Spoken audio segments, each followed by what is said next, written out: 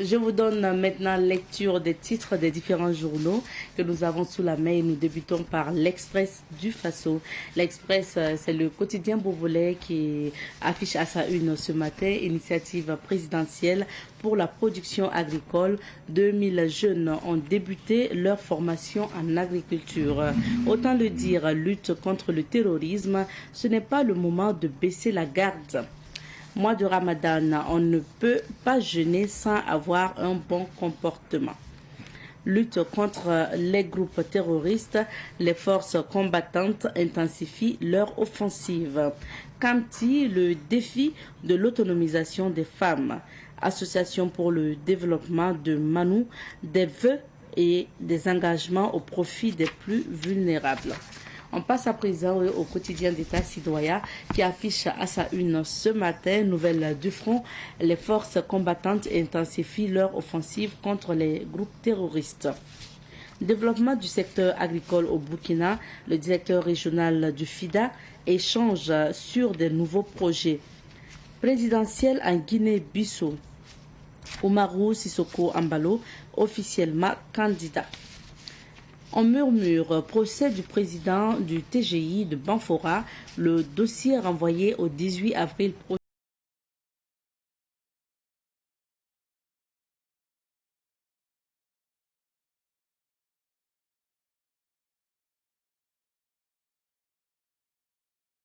Raison gardée. Nous passons à présent au quotidien, le quotidien. Moussa Ouedraogo de la CNAVC, donc à propos du message du capitaine Ibrahim Traoré, le président du Faso a encore tenu un discours plein de sens qui interpelle plus d'une personne. Déroulement de la 29e édition du FESPACO, des Burkinabés satisfaits. Lutte contre le terrorisme, les forces combattantes intensifient leur offensive. Fonction publique, le ministre s'assure du contrôle de présence des agents. Nous passons à présent à l'observateur Palga qui affiche à sa une intelligence de la foi, le carême en 7 points. Et justement à la page numéro 7 de l'Obs ce matin, on parle du carême chrétien et surtout de ce jour mercredi de Cendres. Il faut dire que le mercredi des Cendres marque le début du carême dans la tradition chrétienne. Cette journée trouve ses racines dans l'église primitive où les pénitents publiquement repentants se couchaient dans la poussière pour symboliser leur repentance et leur désir de purification. Vous pouvez lire plus l'article à la page numéro 7 de l'Obs ce matin. Nouna Somaïla Ouedraogo, VDP de la souveraineté alimentaire. Alimentation en temps de chaleur, boire et manger glacé sont contre-productifs, d'après bien sûr Yasmine Zerbo, diététicienne. Présence des agents publics à leur poste, le ministre Mathias Traoré, inspecteur d'une journée. Audition, Monseigneur Donatien Cholet en RDC. Quel péché le prélat a-t-il commis? Les outils spirituels, clés du Ramadan, prière, lecture de Coran et aumône. On passe à présent à aujourd'hui au Faso. Ce journal affiche à sa une Burkina Faso. Les forces combattantes intensifient leur offensive contre les groupes terroristes. Toujours à la une du journal aujourd'hui au Faso, ce matin, 8 mars 2025, un cross populaire annoncé. Lutte contre la fraude à l'exportation. 45 tonnes de noix brutes de cajou saisies. Finance Ago de BOA le 17 mars. 29e édition du FESPACO, Canal Plus Burkina célèbre la nuit des talents africains. Oumarou Sissoko Embalo, candidat pour un second mandat, une posture pourvoiriste et incendiaire pour la Guinée-Bissau. Code du travail, les acteurs examinent 5 projets de texte d'application. On termine avec le pays. Le pays qui affiche ce matin, révélation, vague de chaleur au Burkina, les recommandations de la météo. Ramadan 2025, des conseils diététiques pour un mois sain et serein. Lutte contre le terrorisme au Burkina, la sévère mise en garde du colonel Thomas Savadgo. Au journal Le Pays, on peut lire toujours Abbé Kizito Nikema à propos du carême. C'est un temps favorable pour lutter contre les vices. Actu Sport, Ruben Amorim veut un nouveau gardien. L'avenir d'André Onana à Manchester United est-il en danger? La question est posée à la page numéro 15 du journal Le Pays. Affaire présumée de vente de parcelles impliquant le président du TGI de Banfora, le dossier renvoyé au 18 mars prochain. Et c'était là le dernier titre du journal Le Pays. C'est le dernier titre aussi pour la revue de presse aujourd'hui. C'est l'occasion pour nous aussi de souhaiter bon temps de carême aux fidèles chrétiens qui entrent dans la danse et bon temps de carême aussi aux fidèles musulmans qui ont débuté il y a quelques jours. En tout cas, que Dieu nous accorde sa grâce et que Dieu nous conduise tout au long de ce mois-là jusqu'à terme. Un mois pour les musulmans, mais 40 jours pour les fidèles chrétiens. En tout cas, bon courage à tous et que Dieu puisse exaucer nos vœux. Merci, Amen et puis Amen ya Rabbi. On va maintenant découvrir les couleurs du temps, c'est à travers la météo. Et nous sommes aujourd'hui avec l'ABFAB. L'ABFAB, c'est l'action communautaire pour le bien-être de l'enfant et de la femme au Burkina Faso, représentée sur ce plateau par la présidente de cette structure. Il s'agit de Madame Marceline Toussouala, présidente de l'ABFAB. Bonjour à vous. Bonjour madame. Bienvenue. Merci bien. Ce n'est pas votre première fois sur ce plateau, ni sur le plateau de Savane Média, puisque vous êtes venu à des émissions ici, à des émissions également sur le plateau de Féminin Pluriel, donc bienvenue. Alors, nous sommes également avec votre secrétaire générale, je veux dire la secrétaire générale de l'association de l'ABFAB. Nous sommes avec Madame Traoré, née Sano Élise. C'est Sano ou Sanou? C'est Sano. Sano. Oui. Voilà. Bonjour. Bonjour madame. Bienvenue. Merci bien. Merci à toutes les deux d'être sur ce plateau. Avant de parler de la commémoration du 8 mars, c'est bien qu'on puisse refaire connaissance avec l'ABFAB. Madame Tou, l'ABFAB a vu le jour quand et c'est quoi ses objectifs et missions? Ok, merci bien madame. Et je suis Madame Tou, Nessoala Marceline. Et je suis la présidente de l'association qui est dénommée Action communautaire pour le bien-être de l'enfant et de la femme au Burkina Faso. Et l'ABFAB a vu le jour le 18 septembre 2001 à Ouagadougou ici. Et elle est née de la volonté des femmes et des jeunes filles qui ont nourri ensemble l'idée de se mettre en association pour défendre leurs droits. Ah oui, depuis 2001. Oui. C'est quand même des années d'existence. Ah oui. Et quelles sont les activités que l'ABFAB mène régulièrement? Ok, ABFAB est présent dans plusieurs localités. Et en tant qu'activité, nous avons vraiment pas mal d'activités sur le terrain.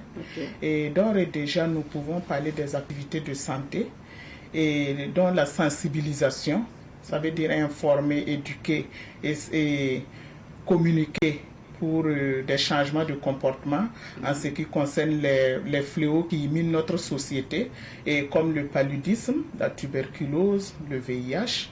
Nous avons le cancer également, l'hépatite, et pas mal d'activités en matière de santé. Et également, nous avons des activités d'AGR, des activités génératrices de revenus des femmes. En ce moment, nous pouvons parler des pagnes tissées et des pagnes teintées et la production de la teke. Voilà. Nous avons également des activités en matière d'éducation. Et nous avons un centre de formation des jeunes filles en couture. Et nous avons également des activités en matière d'agriculture hors sol et que nous menons présentement dans la région du centre-nord. Et nous avons en tout cas pas mal d'activités et je pense que Madame Traoré aussi peut compléter ces activités. Et c'est vraiment pour le bien-être de la femme et de l'enfant. Madame Traoré, vous êtes secrétaire générale de l'association, il faut le rappeler. Quelles sont, entre autres, en plus des activités citées par la présidente, que vous pouvez ajouter? Merci bien pour la parole. Ce que je peux ajouter, c'est pour dire aussi que on a des enfants qu'on place aussi dans des centres de formation professionnelle aussi, pour en tout cas leur insertion sociale dans la société.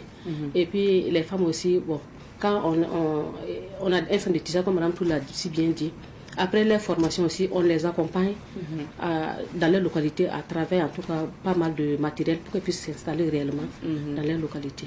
Alors, il y a le volet social que Madame Tou aussi n'a pas encore évoqué. On sait que l'ABFAB aussi, c'est l'accompagnement psychologique ou des femmes qui rencontrent souvent aussi des difficultés dans la société, n'est-ce pas? Oui, c'est ça, justement. Okay. Voilà, on peut parler de ces femmes-là. Et ça veut dire que les femmes dont on parle, les femmes battues, elles sont recueillies au sein même de la structure, l'association, et en attendant qu'on puisse faire des démarches auprès des leaders communautaires et pour vraiment la réintégrer dans sa famille. Voilà. Et le temps passé au centre, il y a pas mal d'activités que l'intéressé peut apprendre et pour être vraiment autonome de retour chez elle. Voilà. Ce que je voulais ajouter par rapport à ce que Madame Tou vient de dire. Et ces femmes-là sont souvent, comme elle a si bien dit au début, on a des activités de sensibilisation sur le terrain. C'est à travers ces sensibilisations-là qu'on rencontre des femmes qui sont vraiment dans le besoin. À travers, comment tu peux dire ça, les VBG qu'on mène sur les activités de bébé, les violences basées sur le genre. Voilà. À travers ces activités-là, on a pas mal de femmes qui sont dans le besoin et qu'on récupère le sein de ABFAB pour en tout cas les amener à apprendre quelque chose et puis les réinstaller dans leurs familles respectives. Est-ce que l'ABFAB intervient en fait partout? Parce que partout au Burkina. Oui, de nos jours, l'ABFAB intervient dans cette région du Burkina Faso sur 13. Voilà, nous sommes à caractère national, mais à présent, nous intervenons dans cette région du Burkina Faso. D'accord. On revient justement sur un aspect aussi de la lutte de l'ABFAB. Il s'agit des violences gynécologiques et obstétricales. On sait que pour le 8 mars dernier, en 2024, c'était vraiment, vos activités étaient basées sur ça. Est-ce que si on doit faire le bilan, vous avez pu quand même impacter à travers cette lutte, les sensibilisations et les rencontres avec ces femmes? Oui, merci bien pour cette question. Et effectivement, parlant de violences gynécologiques et obstétricales, et les activités se poursuivent toujours. Ils sont toujours en cours. Et à travers ce thème-là, nous avons eu pas mal d'activités sur le terrain. On a eu des activités de plaidoyer auprès des leaders coutumiers et religieux et même les prestataires de services. Nous avons renforcé la capacité des prestataires de services également, ainsi que vous les médias, les journalistes, pour vraiment nous accompagner dans cette lutte-là. Et nous avons eu des activités de sensibilisation au sein de la communauté même. Et je pense que nous avons eu une autorisation de pouvoir faire une marche pacifique auprès du ministère de la Santé, parce qu'à travers toutes ces activités que nous avons menées, il y a des recommandations qui sont sorties. À travers les sensibilisations, le plaidoyer, les renforcements de capacités, il y a eu des recommandations qui sont sorties. Et maintenant, ces recommandations, nous avons compilé toutes ces recommandations et que nous voulons traduire acquis de droit. Et que ça sera pour très bientôt. Voilà, on a eu les contacts, les différents contacts. On a contacté le directeur régional et je pense que d'ici là, ça sera effectif. D'accord. Voilà. Pour qu'aucune femme ne puisse subir de violences gynécologiques lors des PZ ou pour l'accouchement. Oui, c'est exact. D'accord. Alors, est-ce qu'il y a d'autres, pour faire un peu le bilan de 2024, est-ce que vous avez été aussi sur d'autres champs, d'autres activités marquantes de 2024 peut-être? Bon, en 2024, c'était vraiment chargé au sein de l'ABFAB. Et parce que nous avons toujours continué avec notre projet de l'implication des femmes dans la recherche de la paix, la consolidation de la paix et la cohésion sociale. Et nous sommes là encore avec un autre projet sur un projet de résilience des femmes agricultrices face au changement climatique. Et ce projet se passe dans la région du centre-nord, particulièrement à Kungoussi. et nous sommes beaucoup avancés sur ce projet d'ailleurs. Ça veut dire que nous avons installé carrément une serre au profit de ces femmes PDI là, qui vont pratiquer en quelque sorte l'agriculture hors sol. D'accord. Voilà. Donc, en plus de ça, nous sommes toujours dans le renforcement de nos activités AGR. Et comme les financements se font rares maintenant, nous sommes en train d'opter pour les AGR. Les activités génératrices de revenus pour le fonctionnement de la structure. D'accord. Voilà. Il faut financer par soi-même. Oui, c'est ça justement, c'est exact. Voilà. Donc encore, nous poursuivons toujours avec le projet de violence gynécologique et obstétricale. D'accord. Voilà, nous avons également des projets sur le VIH, SIDA, voilà, le paludisme. Et également,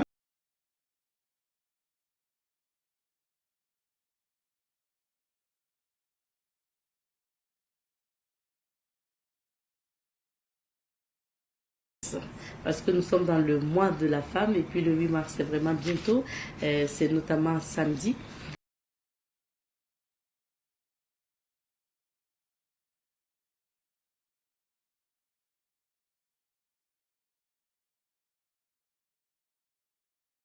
C'est la journée d'abord de la femme et c'est une journée de réflexion. Et bon, avant, on avait tendance à faire des fêtes, aller en tout cas en boîte, s'amuser, faire ce qu'on a envie de faire. Mais je me dis actuellement, le contexte a changé. Il faut que les femmes vraiment changent avec ce contexte aussi. Pour dire que le 8 mars, c'est une journée de réflexion pour les femmes. Ensemble, qu'est-ce qu'on doit faire pour porter nos contributions et pour en tout cas ce pays qu'on aime tant. Voilà, c'est ma compréhension du jour. Journée de réflexion. Madame Tou, c'est quoi le 8 mars pour vous? Oui, effectivement, c'est comme Madame Traoré l'a dit.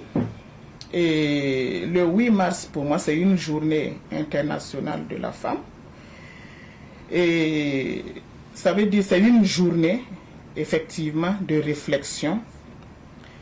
Qu'est-ce que cette journée doit représenter normalement pour la femme? En ce qui concerne le Burkina Faso, et le Burkina Faso traverse une période difficile présentement, et qui est située en deux crises, dont la crise sécuritaire et la crise humanitaire. Donc, quelle sera la contribution de la femme pour accompagner la population, pour accompagner le gouvernement en matière de réflexion? Qu'est-ce qu'il faut faire pour trouver vraiment des solutions adéquates à ces crises que nous traversons? C'est bien vrai que le 8 mars, on a tendance à se réjouir. C'est une fête et c'est bien vrai.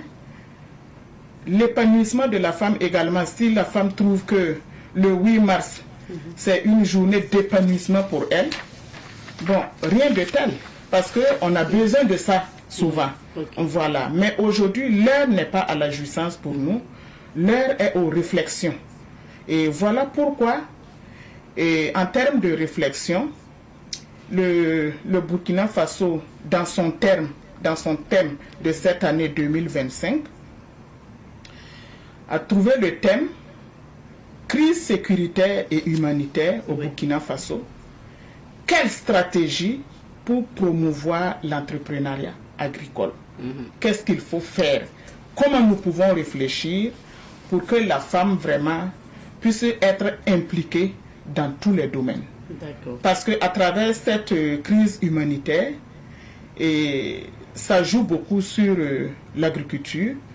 Et il faut reconnaître que le Burkina Faso, c'est un pays vraiment agricole. Quelles sont les stratégies que nous pouvons trouver, réfléchir, trouver ensemble, des stratégies innovantes pour faire face au changement climatique et face à cette double crise? Bien sûr. Voilà. Et surtout quand on parle d'entrepreneuriat agricole de la femme, on sait qu'avant, pour revenir un peu sur le thème, la difficulté aussi que les femmes rencontraient, c'était même l'accessibilité à la terre. Est-ce que ça a changé, vous qui êtes au contact avec les femmes? Bon. Elles peuvent avoir facilement de quoi, une superficie qui pour cultiver tranquillement et récolter comme elle veut. Voilà pourquoi on nous donne cette journée de réflexion. Voilà pourquoi le thème revient. C'est ça.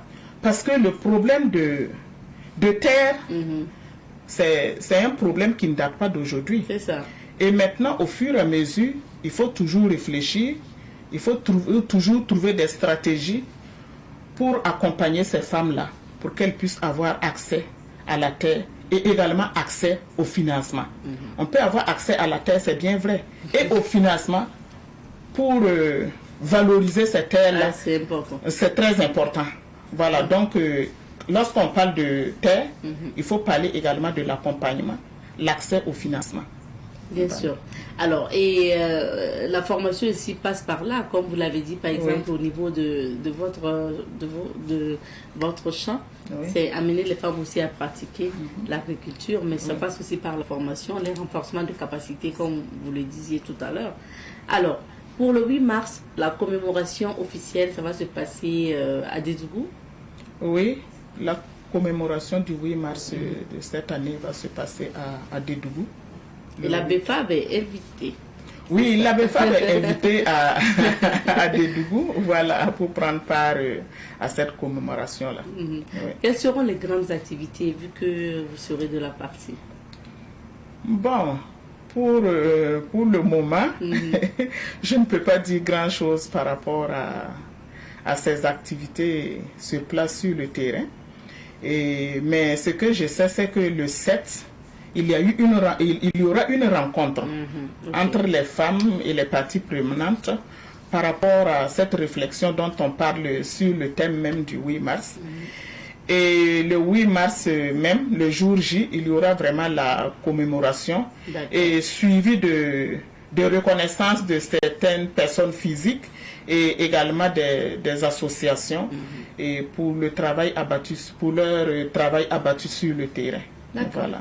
On espère que d'ici là, vous allez revenir nous présenter des reconnaissances, pourquoi pas, que la BFAB va recevoir. Espérons bien, oui. On espère. Madame Traoré, qui parle de 8 mars aussi, souvent, il y a le côté paille du 8 mars à côté. Et c'est ainsi, c'est plus des pailles, les pailles traditionnelles.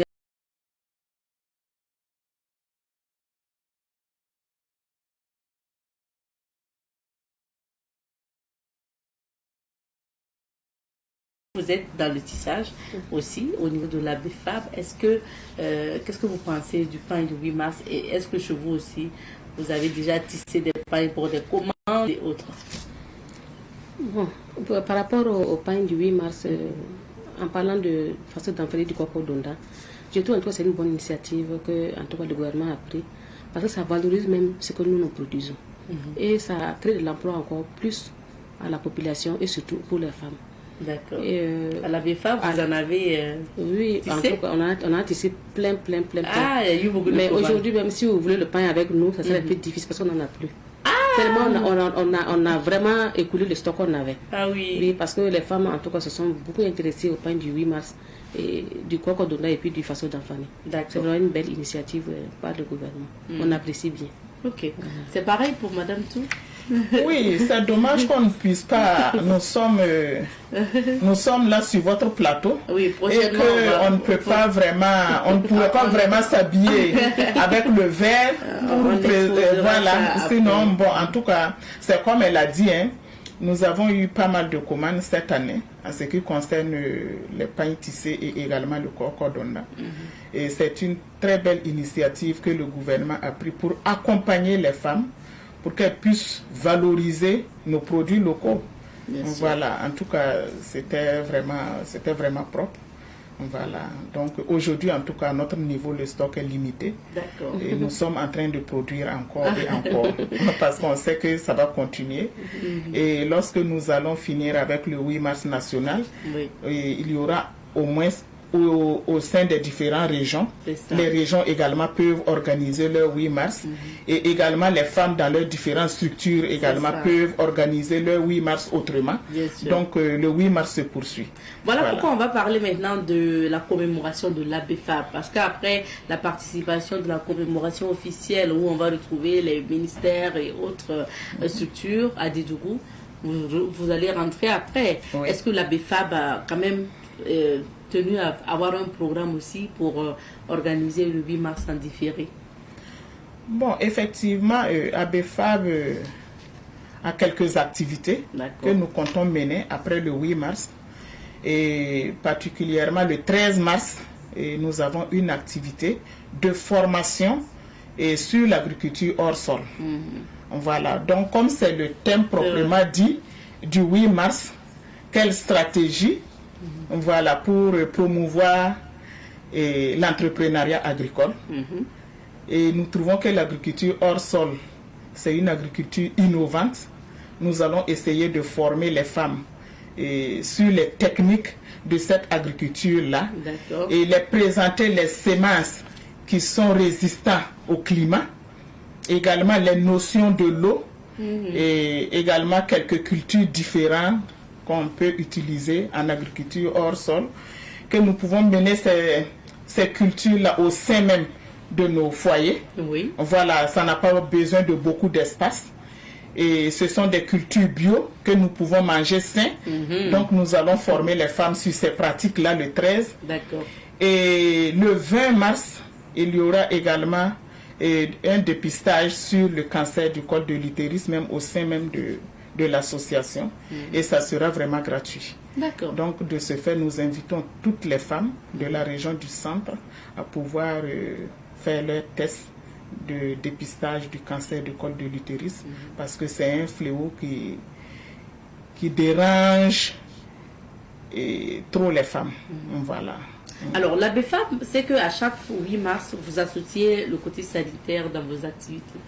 Je parlais de sensibilisation sur les violences obstétricales l'année passée. Cette année, donc, ça sera donc les dépistages sur le cancer du col de l'utérus qui sera effectué. Est-ce que pour les formations en culture hors sol, il y a des conditions ou c'est ouvert aux femmes?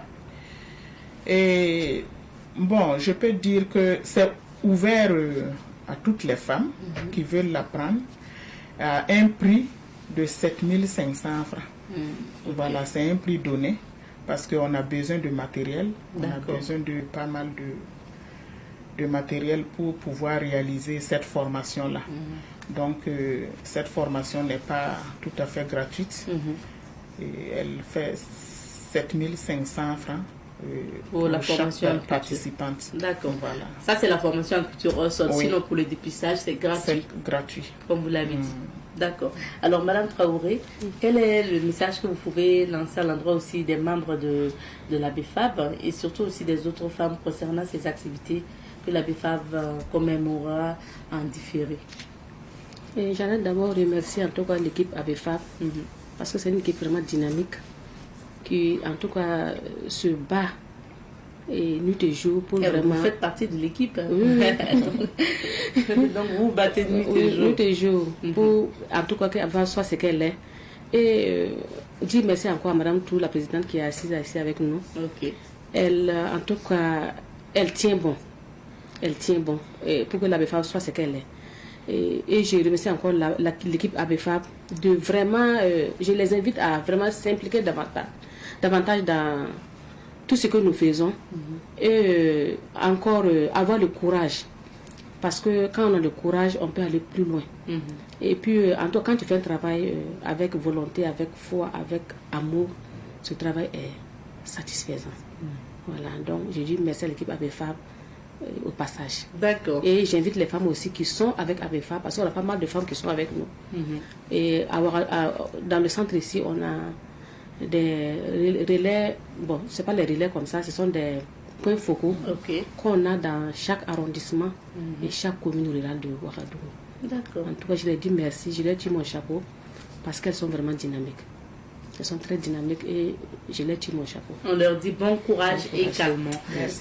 Alors, hormis justement cette commémoration, aujourd'hui, Madame Tou, quelles sont vos doléances, les doléances de l'ABFAB à l'endroit des autorités? De quoi avez-vous besoin pour que vos activités encore puissent prospérer? Ok, merci bien, Madame. Et les doléances, ça ne manque pas, hein? Ok, sinon que nous avons besoin vraiment d'accompagnement. Et parlant d'accompagnement, Et nous avons besoin vraiment de ressources et pour pouvoir améliorer nos activités sur le terrain. Et parlant de ressources, ne voyons pas seulement le côté financier. Nous avons besoin de ressources humaines et également du matériel pour pouvoir avancer dans ce que nous faisons. Et également, nous avons besoin de renforcement de capacités. Et parce que qui parle du monde communautaire, et le monde communautaire est là, les gens ont la volonté de travailler, mais il y a un mais qui ne dit toujours pas son nom. Parce qu'au sein des associations, et les financements sont très rares et que vous pouvez travailler même avec des financements limités et vous pouvez former des gens à la longue qui vont trouver mieux ailleurs et partir et puis vous laisser encore. Vous êtes chaque fois dans un changement perpétuel et qui laisse vraiment beaucoup de traces au sein de la structure. Mais lorsque le gouvernement peut nous accompagner avec de la ressource humaine, nous pensons que vraiment nous pouvons faire grand chose pour un changement continu. Voilà. D'accord. Donc, voilà on le souhaite. Bon, vous voulez ajouter quelque chose de ce que vous souhaitez? Peut-être Mme Traoré a d'autres souhaits. Bon, c'est pas un souhait en tant que tel, mais c'est vraiment une reconnaissance de nos autorités. Parce que à travers nos différentes actions qu'on mène sur le terrain, on est vraiment accompagné par certaines autorités. Ok. Voilà. La présidente dit qu'il faut ajouter. Il faut ajouter, oui. Il faut ajouter. Merci beaucoup, mesdames, d'être passées sur ce plateau. On va rappeler quand même où est située la BEFAB. Et la BEFAB est située dans l'arrondissement numéro 6, au secteur 27 de Ouagadougou. Donc voilà. On appelle ce quartier. C'est quel quartier? C'est le quartier Pissi. C'est à Pissi. On est toujours à Pissi. D'accord. Voilà. Donc, vous avez la possibilité d'aller à la BEFAB si vous souhaitez bien collaborer, un partenariat et autres. Alors, Madame Tou, on saurait se quitter sans vous laisser dire quand même un mot à l'endroit de toutes ces femmes par rapport au 8 mars qui arrive, parce que c'est pas évident qu'on va se voir avant ça ou le jour. Donc, on commence par Madame Traoré. Quel est votre message à l'endroit des femmes pour le 8 mars? J'allais interpeller mes sœurs femmes.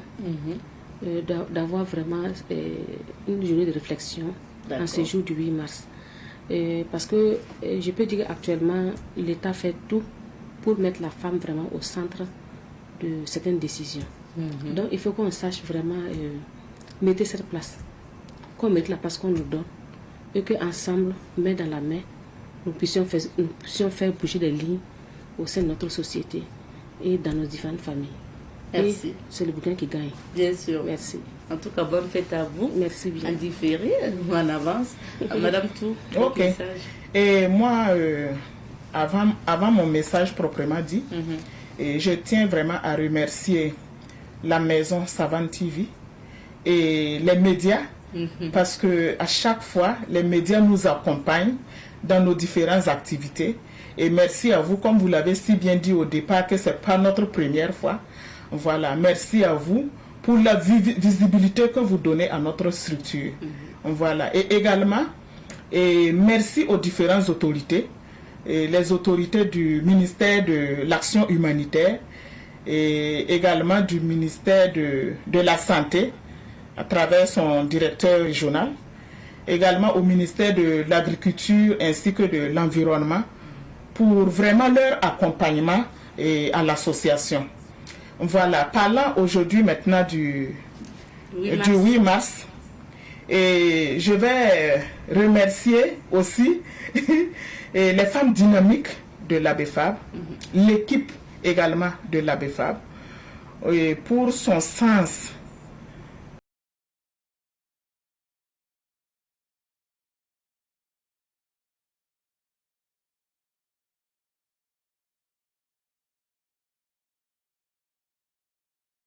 Et pour le 8 mars, je lance un appel à toutes les associations féminines, également à toutes les femmes du Burkina Faso, c'est une journée de réflexion. Et réfléchissons dans le bon sens et trouvons vraiment des solutions adaptées à nos différents problèmes. Merci Je vous beaucoup. remercie. Merci Madame Tou, merci Madame Traoré d'être passée sur ce plateau. Je rappelle que nous recevions l'ABFAB, c'est l'action communautaire pour le bien-être de l'enfant et de la femme. Et puis on parlait bien sûr du 8 mars et des activités de l'ABFAB. On va s'arrêter ici pour l'entretien d'aujourd'hui. Pour la suite...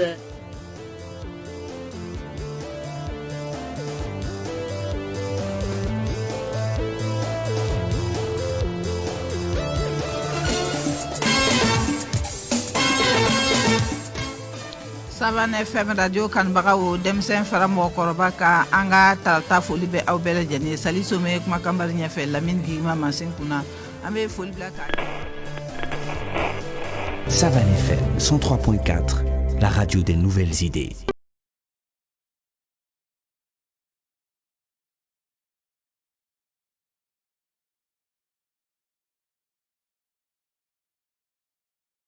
C'est bon, ce matin, Olivier Kaboré de Juristes sans frontières. Bonjour Olivier. Bonjour Abzeta et bonjour aux téléspectateurs. Bienvenue. Tu es sapé comme d'habitude. Alors Olivier, aujourd'hui on parle de contrat de travail. C'est un thème qui va intéresser beaucoup bien sûr les travailleurs et ceux aussi qui aspirent au travail. Et comment on peut définir le contrat de travail ? Alors, avant de définir le contrat de travail, ce qu'il faut savoir, c'est que le contrat de travail est une convention qui est régie par la loi 028-2008 du 13 mai 2008 portant code du travail. Ça, c'est le texte principal, ou du moins la protection principale en matière de travail au Burkina. Mais au-delà de ce texte, de cette loi qui régit le cadre du travail au Burkina, il y a les textes d'application et des textes complémentaires liés à cette loi-là aussi qui s'applique dans le cadre relatif au travail. Et au-delà de ces textes complémentaires et de ces textes d'application, il y a ce qu'on appelle la convention collective interprofessionnelle du 9 juin 1974 aussi, qui s'applique au cadre du travail au Burkina Faso. Et pour terminer, éventuellement, il y a ce qu'on appelle le règlement intérieur quand le contrat de travail est rédigé ou agit dans le cadre d'une société. Il y a le règlement intérieur de la société qui peut éventuellement aussi régir le contrat de travail. Maintenant, pour définir le contrat de travail, quand on lit les dispositions de l'article 29 de la loi portant Code du travail au Burkina Faso, on peut définir le contrat de travail comme étant une convention qui permet à une personne de s'engager envers une autre personne, de fournir un travail moyennant une rémunération.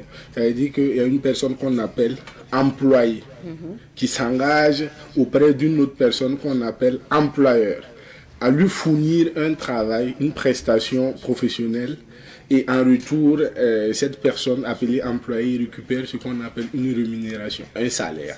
Voilà. Le contrat de travail doit être conclu librement. Voilà. Elle peut aussi être une convention écrite ou orale. Voilà. Mais dans le principe, elle doit être conclue librement. D'accord. Voilà. Ok, ça veut dire qu'on peut avoir un contrat écrit, on peut avoir un contrat oral également? Oui, on peut avoir un contrat oral. Ce qu'il faut retenir, c'est que le fait d'être dans une relation de travail avec son patron et de ne pas avoir un papier qui atteste cette relation de travail n'est pas un handicap pour l'employé, par exemple, s'il veut faire reconnaître que la relation avec son employeur peut être qualifiée de contrat de travail. Donc, le contrat de travail n'est pas nécessairement écrit. Une convention orale Par exemple, quand quelqu'un veut vous prendre pour une de ses activités, vous discutez. Voilà. Je veux que tu fasses ça et après, bon, je te donne ça comme rémunération. Les horaires de travail, c'est ça et ça. Généralement, pour nos personnels de maison, je pense que rares sont ceux qui établissent un contrat écrit. Tout à fait. Mais on échange avec, par exemple, la fille de ménage. Voilà ce que tu dois faire, tout. Tout à fait. Et puis, en contrepartie, à la fin du mois, voilà ce que je donne. Tout à fait. Et c'est fait de telle sorte que l'employé reconnaît son patron comme son supérieur hiérarchique et est aux ordres de son patron. Donc, au regard de tous ces éléments, on peut bel et bien qualifier une convention orale de contrat de travail. Donc, le contrat de travail n'est pas nécessairement écrit. Il peut bel et bien être oral. Maintenant, la nuance qu'il faut faire ici, c'est que le contrat de travail écrit permet à l'employeur et à l'employé de garantir la clairvoyance ou si vous voulez la clarté de leur relation, parce que dans le contrat de travail on détermine les modalités du travail, les modalités du paiement du salaire, pas mal de choses qu'on peut consigner dans le contrat de travail sous la forme écrite qui peut garantir quand même un certain nombre de choses. Maintenant, le contrat de travail oral lié à son instabilité fait de telle sorte que le juge dit que la loi dit que tout contrat de travail oral est réputé être un contrat de travail à durée indéterminée. Voilà. Donc, si l'employeur refuse ou pense qu'il peut travailler avec l'employé sans faire un contrat en bonne et due forme, de façon écrite, il rentre dans un contrat à durée indéterminée sans le vouloir. Parce que la loi dit que tout contrat qui n'est pas écrit, tout contrat de travail qui n'est pas écrit est réputé être un contrat à durée indéterminée. On entend justement parler de contrat à durée indéterminée et contrat à durée déterminée. C'est le lieu justement de nous clarifier. Alors, comme dit son nom, le contrat à durée indéterminée est un contrat qui ne précise pas la période de fin du contrat. C'est-à-dire on vous recrute pour une durée indéterminée. Voilà, comme le nom l'indique. Il n'y a pas de période de fin du contrat. Contrairement au contrat à durée déterminée, le contrat lui-même dans ses clauses précise que le contrat débute de temps à temps. Donc la période de fin du contrat est précisée dans le contrat. Ça, c'est la première nuance qu'on peut faire entre un contrat à durée indéterminée et un contrat à durée déterminée. Alors, l'autre nuance qu'il faut faire aussi, c'est le mot de rupture. Dans un contrat à durée indéterminée, l'employé ou l'employeur peut mettre fin au contrat à tout moment, moyennant un préavis. Ça veut dire que si vous êtes dans un contrat à durée indéterminée et que votre employeur veut se séparer de vous, ou si vous voulez partir de la société, par exemple, si c'est une société, vous devez envoyer un préavis à votre employeur. Généralement, les termes de contrat précisent la période du préavis. Mais la loi dit, si ce n'est pas précisé dans le contrat, la loi dit, si la rémunération du salarié est faite de façon journalière ou à l'heure, le délai de préavis est de 8 jours. D'accord. Si l'employé n'est pas un cadre de la société ou un technicien ou un agent de maîtrise, le délai de préavis est d'1 mois. D'accord. Voilà, l'employé a 1 mois pour donner un préavis à son employeur parce qu'il veut partir. Et si l'employé est un cadre de la société ou un technicien ou un agent de maîtrise, c'est des postes clés, quoi. Voilà, le délai de préavis est de 3 mois. D'accord. Voilà. Pour permettre quand même à l'entreprise. Oui, c'est encadré. Donc, l'employé ou l'employeur qui veut se séparer de son employé, ou l'employé qui veut se séparer de son employeur ne peut pas donner un préavis qui va au-delà de ces 3 mois-là. Voilà. Maintenant, il peut, par négociation, si les termes du contrat le permettent, peut raccourcir le délai du préavis. Voilà. D'accord. Là, on est dans un contrat à durée indéterminée. Voilà. Maintenant, dans un contrat à durée déterminée, on ne peut pas rompre le contrat. Ah, ok. Oui, on ne peut pas rompre le contrat parce que si vous n'allez pas au terme du contrat, si vous n'allez pas jusqu'à la fin du contrat, vous ne respectez pas les termes du contrat. Donc, de principe, le contrat à durée déterminée, on ne peut pas le rompre. Voilà, mais ça, c'est le principe. Généralement, dans les contrats, il y a une clause qu'on met de telle sorte que s'il y a la possibilité, ou du moins s'il y a la nécessité de rompre le contrat, que l'employé ou l'employeur puisse discuter ensemble et trouver, par exemple, un terrain d'entente. Okay. Donc, hormis ces cas, ou les cas prévus par la loi, puisqu'il y a le cas du licenciement, il y a le cas des fautes graves qui peuvent être des causes de rupture du contrat. Hormis ces cas, l'employé ou l'employeur ne pourra pas dans un CDD unilatéralement décider de rompre le contrat. Si l'employeur le fait, c'est une rupture abusive. Si l'employé le fait aussi, ça peut être qualifié de rupture abusive. Et vice-versa, l'un ou l'autre peut demander qu'on lui répare le préjudice que la rupture lui a causé. D'accord. Voilà. Donc c'est un peu la nuance qu'on peut faire des deux contrats. Alors, quelles sont les obligations du travailleur lorsqu'il signe un contrat, enfin, lorsqu'il y a un contrat de travail? Alors, le contrat de travail, quand il est écrit, il peut donner un certain nombre d'indications par rapport aux obligations du travail. Voilà. Et de façon générale, la loi donne principalement 3 obligations. La première obligation, c'est l'obligation de faire le travail pour lequel il a été recruté. La deuxième obligation, c'est l'obligation de respecter ses supérieurs hiérarchiques. Okay. Et la troisième obligation, c'est de respecter la discipline de l'entreprise, de respecter les horaires de l'entreprise et de se conformer aux consignes sanitaires et d'hygiène prévues par la société. Voilà, donc ce sont ces obligations qui pèsent sur la tête de l'employé. Donc du travailleur. Du travailleur. Maintenant, de l'autre côté, l'employeur, donc pour ne pas dire le patron, quelles sont ses obligations? Alors, voilà, c'est comme ce que j'ai dit tantôt. Dans ce cas aussi, le contrat peut prévoir d'autres obligations pour l'employeur.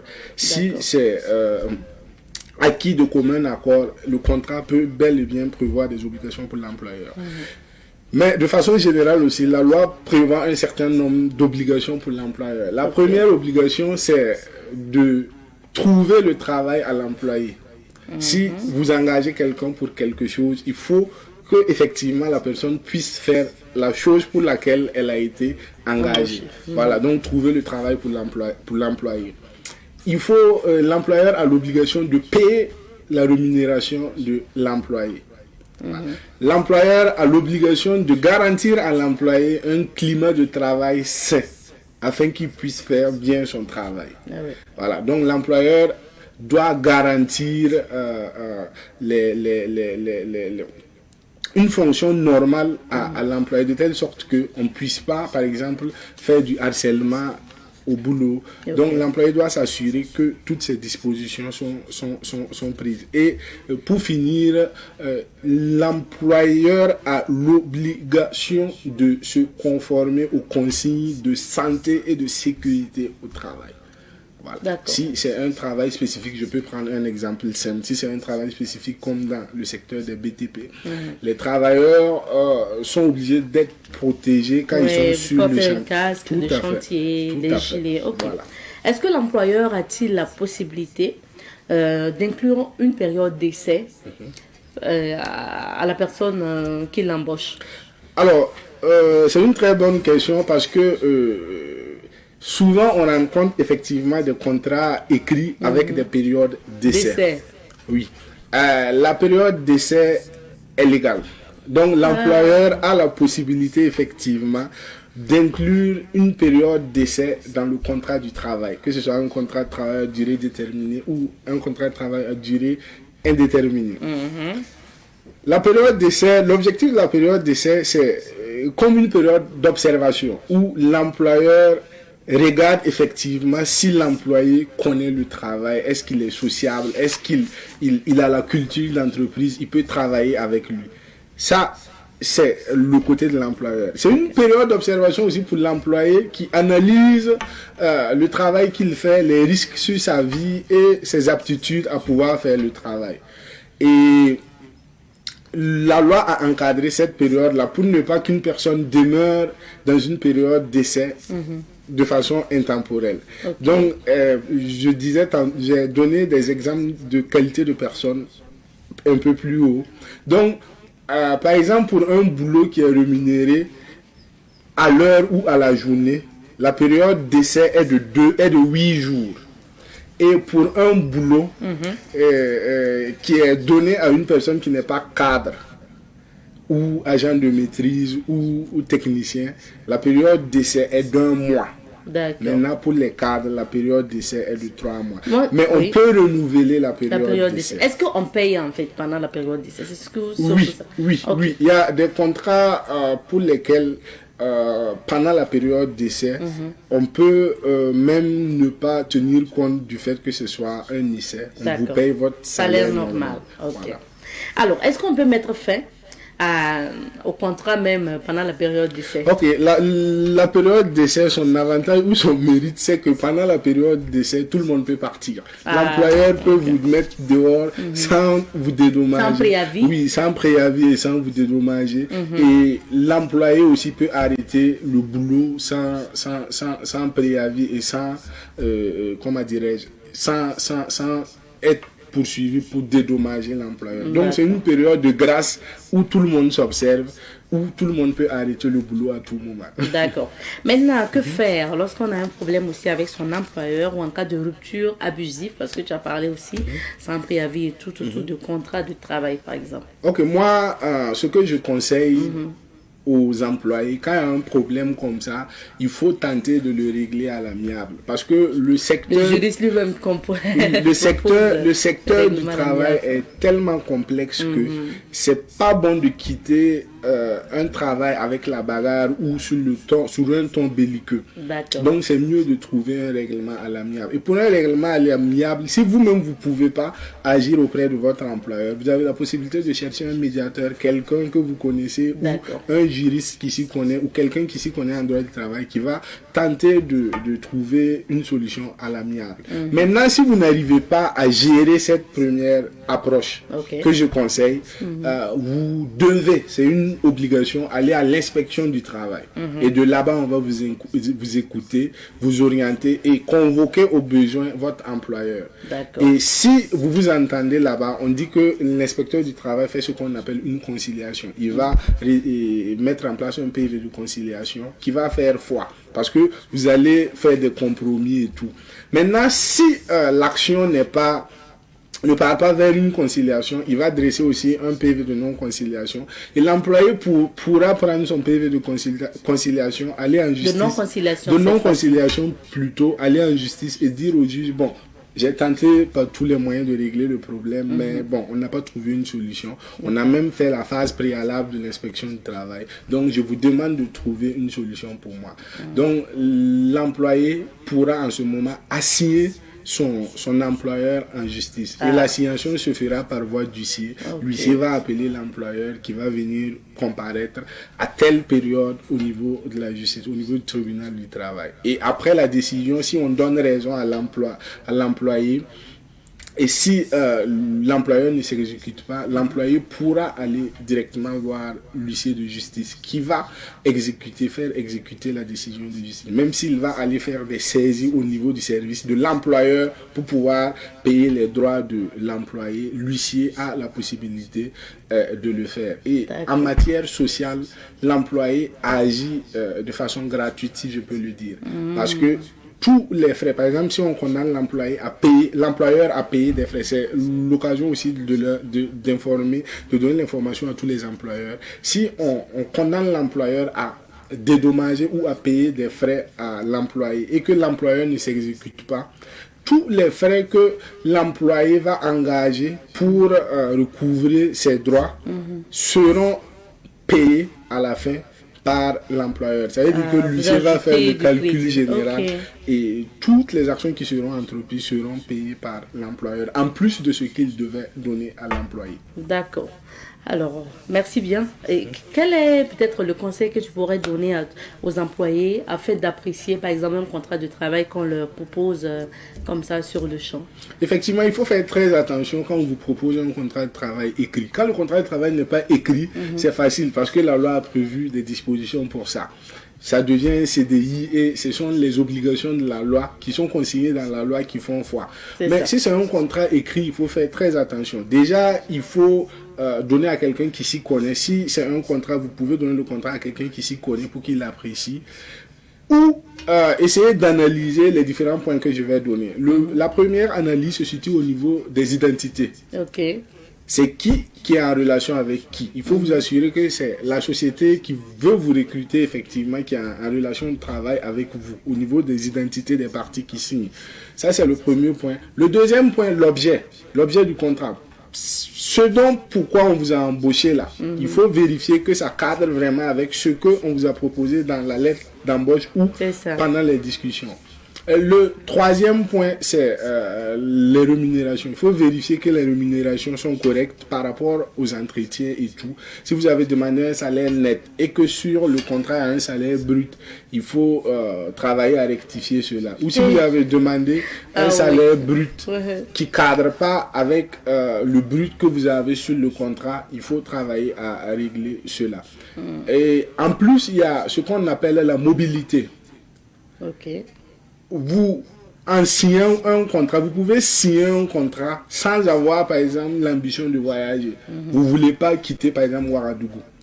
Et si vous ne vérifiez pas les clauses de mobilité et que au niveau des clauses de mobilité, l'employeur dit que vous, pour les raisons de travail, vous avez la possibilité d'aller un peu partout pour les raisons de travail, vous serez obligé de bouger. Si l'employeur a des intérêts, par exemple à Bobo ou dans une autre localité, vous devriez y aller.